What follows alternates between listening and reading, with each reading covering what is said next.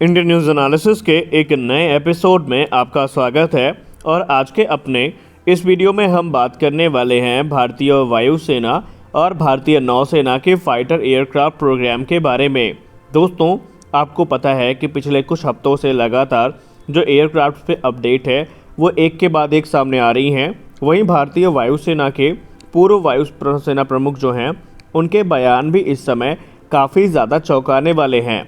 आपको हमने defence news के माध्यम से संक्षिप्त रूप से ये बात बताई कि भारतीय वायुसेना प्रमुख ने भारतीय वायुसेना की स्ट्रेंथ को लेकर के क्या कहा। दरअसल आर.के.एस. भदौरिया सर, जो कि भारतीय वायुसेना के पूर्व वायुसेना प्रमुख हैं, उन्होंने मीडिया से बात करते हुए ये बताया कि इस समय आपको पता है दुनिया के तमाम देश जो 5th जनरेशन फाइटर एयरक्राफ्ट है उनको ऑपरेट कर रहे हैं और अलग अलग देशों में जो सेपरेट प्रोग्राम्स है 5th जनरेशन फाइटर एयरक्राफ्ट के डेवलपमेंट के वो भी शुरू किए जा चुके हैं।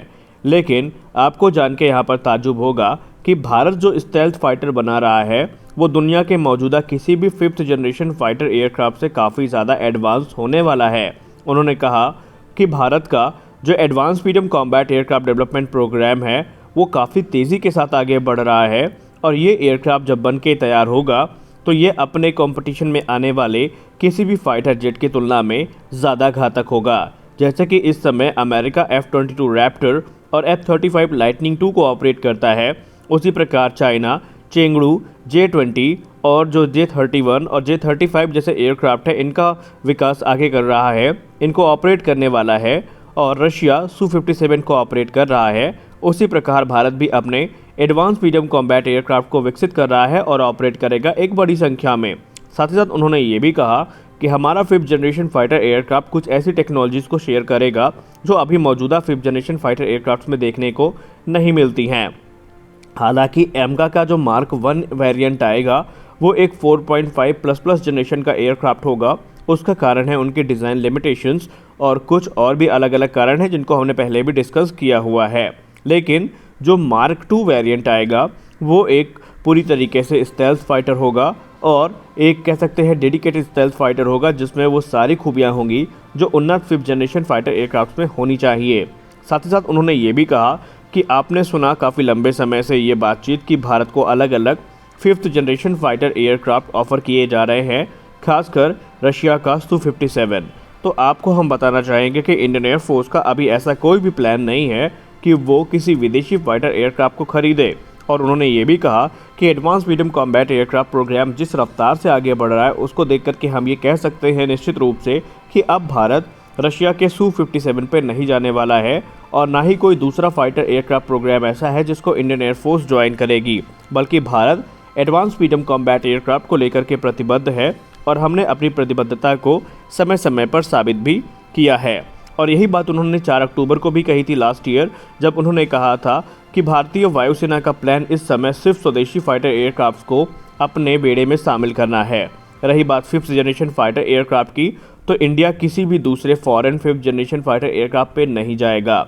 और ये टिप्पणी इसलिए भी महत्वपूर्ण मानी जा रही है कि अभी हाल ही में जापानी थिंक टैंक और ब्रिटिश मीडिया पब्लिकेशन ने ये दावा किया था कि भारत अमेरिका के साथ F-35 लाइटनिंग 2 को लेकर के निगोशिएट कर रहा है। तो ऐसे समय में आर.के.एस. भदौरिया सर का जो ये बयान है ये कहीं ना कहीं काफ़ी महत्वपूर्ण माना जा रहा है और ये उन अटकलों पर विराम लगा सकता है जिसमें भारत के द्वारा F-35 को खरीदे जाने की बातचीत कही जा रही है। और आपको हम ये भी बताना चाहेंगे कि अगर बात रशिया की जाए तो अभी Su-57 का वैसे भी कोई चांस नहीं बनता है, क्योंकि रशिया यूक्रेन युद्ध के चलते रशिया ने एक बड़ा स्टेप उठाया है और वो ये है कि पहले रशिया खुद की वायुसेना के लिए 76 की संख्या में जो Su-57 एयरक्राफ्ट हैं इनको डेवलप करेगा, इनको मैन्युफैक्चर करेगा सीरियल प्रोडक्शन के अंतर्गत। और माना जा रहा है कि वर्ष 2026 तक ये जो 76 एयरक्राफ्ट है ये बन के तैयार हो जाएंगे। उसके बाद ही रशिया किसी फॉरेन कस्टमर को ये जहाज़ एक्सपोर्ट करने की स्थिति में होगा। वहीं रशिया के ऊपर जिस प्रकार अलग अलग प्रतिबंध लगाए गए हैं उसको देख करके अभी भी ये एक प्रश्न चिन्ह बना हुआ है कि क्या वाकई अब कोई भी देश रशिया के साथ एक सुगमता के साथ ये जो एयरक्राफ्ट है वो खरीद पाएगा।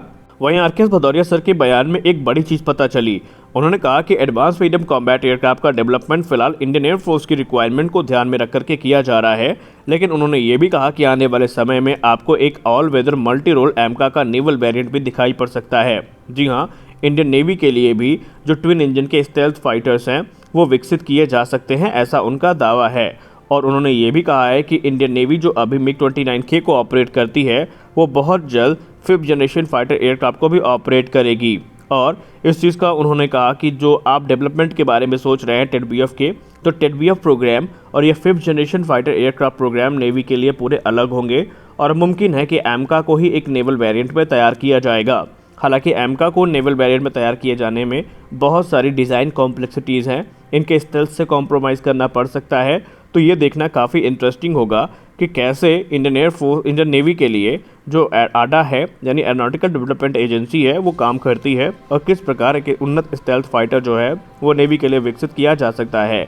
लेकिन अगर ऐसा कोई प्रोग्राम होता भी है तो उसके लिए तकरीबन हमें 1 दशक का इंतज़ार करना पड़ेगा, क्योंकि 1 दशक तक तो इंडियन एयरफोर्स की ही रिक्वायरमेंट को पूरा करने में आडा और HAL बिजी रहेंगे। बात करें अगर हम दूसरे प्रोग्राम्स के बारे में, तो MRFA को लेकर के इस वर्ष के अंत तक कुछ बड़ी अपडेट्स आने की संभावनाएं हैं। वहीं सुखोई 30 को लेकर के ही कल की अपडेट में हमने आपको बताया था कि तकरीबन आने वाले 1 दशक तक अभी ये इंडियन एयरफोर्स की सर्विस में रहेंगे, यानी 2040 तक जो Su-30 MKI की फ्लीट है ये ऑपरेशनल रहेंगी। बस फ़र्क इतना रहेगा कि वो अपग्रेडेड सुखोई होंगे जो 2040 तक इंडियन एयरफोर्स की सर्विस में बने रहेंगे और उनका जो काम किया जाएगा, मेन तौर पर इस्तेमाल किया जाएगा, वो एयर लॉन्च बैलिस्टिक मिसाइल्स को लॉन्च करने के लिए जो कि DRDO विकसित कर रही है, हाइपरसोनिक मिसाइल्स को कैरी करने के लिए, और जो दूसरे घातक हथियार हैं उनको कैरी करने के लिए सुखोई 30 का इस्तेमाल किया जाएगा। वहीं रिपोर्ट्स ये भी दावा करती है कि जो स्वार्म ड्रोन्स हैं और जो हमारे लॉयल विंग मैन होंगे उनको भी कंट्रोल करने के लिए Su-30 का इस्तेमाल एक मदरशिप के तौर पर किया जाएगा। वहीं अगले दशक में आपको राफेल और लाइट कॉम्बैट एयरक्राफ्ट, तेजस मार्क 2 जैसे जो एयरक्राफ्ट है वो देखने को मिलेंगे। बाकी MiG-29K और MiG-29, इसके अलावा मिराज 2000, ये सारे एयरक्राफ्ट भारतीय वायुसेना को छोड़ चुके होंगे। और भारतीय वायुसेना के पूर्व प्रमुख ने यह भी कहा कि इंडियन एयरफोर्स वर्ष 2010 से एमका प्रोग्राम को बैक कर रही है और लगातार आडा के संपर्क में है, और जो भी इंडियन एयरफोर्स की रिक्वायरमेंट है उनको ध्यान में रख करके ही एडवांस मीडियम कॉम्बैट एयरक्राफ्ट का डेवलपमेंट किया गया है। यानी जो एयरक्राफ्ट तैयार किया जा रहा है वो शुद्ध तौर पर इंडियन एयरफोर्स की रिक्वायरमेंट्स को ही ध्यान में रख करके किया जा रहा है। इसीलिए ये एयरक्राफ्ट इतने घातक माने जा रहे हैं, क्योंकि जब भी हम कोई विदेशी फाइटर्स को खरीदते हैं तो पहले हमें अपने ज़रूरत के हिसाब से उसमें कस्टमाइजेशन करवाने पड़ते हैं। लेकिन जो एडवांस मीडियम कॉम्बैट एयरक्राफ्ट और दूसरे प्रोजेक्ट हैं ये ऑलरेडी हमारे रिक्वायरमेंट्स के हिसाब से ही बनाए जा रहे हैं। यही कारण है कि हम बार बार इनको कहते हैं कि ये इंडियन एयरफोर्स की बैकबोन बनने वाले हैं, क्योंकि एमका को बनाने का मकसद ही यही था कि इसमें हाई डिग्री ऑफ स्टेल्थ होनी चाहिए और ये अच्छे खासे वेपन पेलोड को कैरी करने में सक्षम होने चाहिए।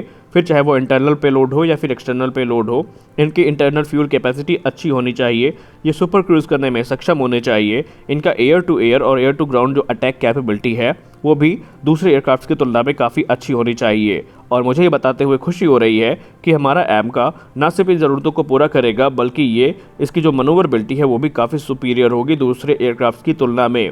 और आने वाले समय में जब स्वदेशी इंजन का विकास पूरा हो जाएगा तो इनकी ताकत को और भी ज़्यादा बढ़ाया जाएगा। हालांकि कल के ही अपडेट में हमने आपको बताया था कि इस समय LRDE एमका और TEDBF के लिए एक नए रेडार पर काम करने वाली है, जो कि डेडिकेटेड तौर पर इनके लिए ही बनाए जाएंगे। तो देखते हैं आने वाले समय में क्या अपडेट्स निकल के आती हैं। फिलहाल की वीडियो में बस इतना ही, मिलता है अपने अगले वीडियो में, तब तक के लिए जय हिंद।